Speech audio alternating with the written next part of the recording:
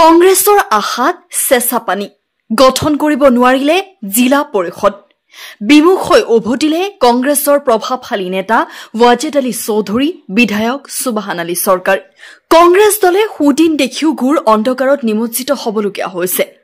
এখোজ যদি আগুৱাইছে তাৰ পাছত দুখোজ পিছুৱাবলগীয়া হৈছে কংগ্ৰেছ নেতৃত্ব আজি ধুবুৰী জিলা পৰিষদ গঠনৰ দিন ধাৰ্য কৰিছিল ধুবুৰী জিলা পৰিষদ গঠন কৰাৰ বাবে প্ৰাক্তন মন্ত্ৰী তথা বিধায়ক ৱাজেদ আলী চৌধুৰী বিধায়ক সুবহান আলী চৰকাৰ আৰু প্ৰাক্তন জিলা সভাপতি আবিদুৰ জামান উৰফে জুৱেলে এইদৰে সদল বলে আগুৱাই গৈছে জিলা পৰিষদলৈ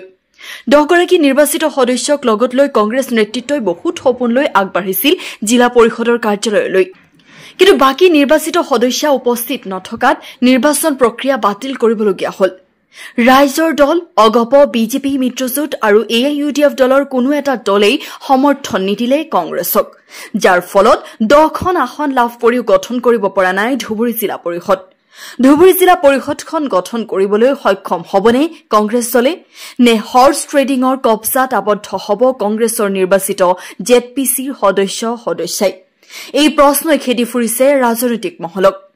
news desk report D live 365